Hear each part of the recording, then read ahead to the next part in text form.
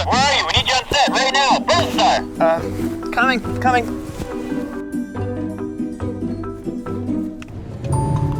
Woo! There's nothing more important than a good night's sleep, but it's something that many people don't get. To help get us out of our sleep-deprived stupor, we're going to talk to Dr. Colleen Carney, a leading expert in the psychological treatment of insomnia. Today, we're going to learn to sleep better.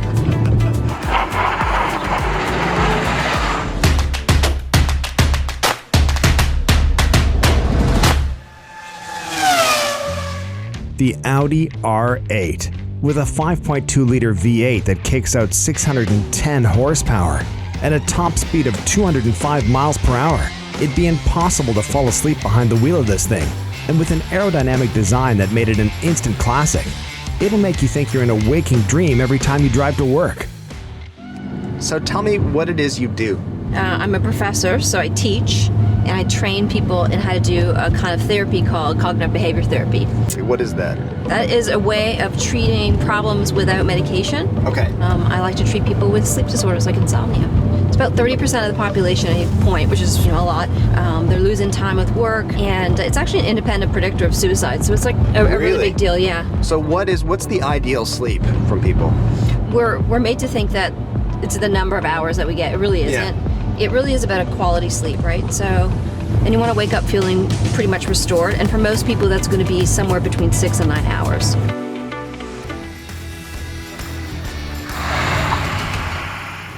So is there any way you can bank sleep or use sleep to your advantage? You can't really bank sleep. So I think what people do is they have a crappy sleep and they're tired and they're like, oh, well, I'll make up for it. So I'll go to bed early.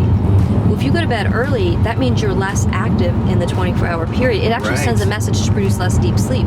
So it's like, all right, last night was sucked. So now let me make sure that tonight sucks and I don't make up for it. That's actually what happens with insomnia, right? So the way you want to do this is you actually want to stay up a little later tonight. Extend those waking active hours. Yeah, exactly. Right? If you're going to go to bed early, you're going to be more prone to waking up in the middle of the night. So you want to leverage that system. You want to send it the message that you need more deep sleep, not less. Right. The problem with insomnia is people are exhausted. Yeah. Right? So it makes sense. They go to bed early, or they try and nap, or they lay in the morning, or they cut down on stuff. Yeah, hard to be active. Exactly. Yeah. It's really hard to be active. So the other thing is that people use a strategy, like they're like, well, I'll just cast this really wide net of opportunity. Right. I'll go to bed really early, and I'll stay in bed and I'll sleep in. Right. And it's kind of like going to a shoe store and saying, well, I mean, I know I'm a size 6, but give me a size 10 because I want bigger feet. And I mean, I might look bigger, right? But the thing is, it's not going to be functional. It's going to flop around. It's not going to work for you. When people talk about insomnia or not being able to get to sleep, it's going to make them not fall asleep. Yeah. Is that true? Yeah, that people worry about it? Well, I mean, yes. I mean that part's true. Yeah. But I mean, is that a valid concern? I wouldn't say it's not a valid concern, but insomnia becomes a fear. Right. Right. It's about a fear. It's a fear of sleeplessness, but honestly, it's a fear of the next day. Right.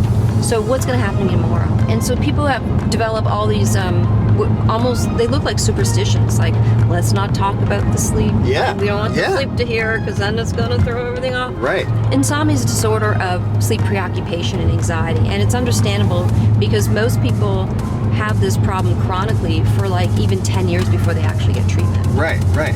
You know, it makes good sense that they're nervous about sleep, but that actually becomes part of the problem.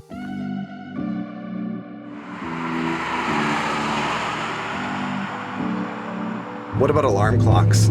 I personally think they're evil because I'll set my alarm. Like this morning, I set my alarm for 6:30. Yeah. I'm awake at 5:30, worried that the alarm clock's going to go off.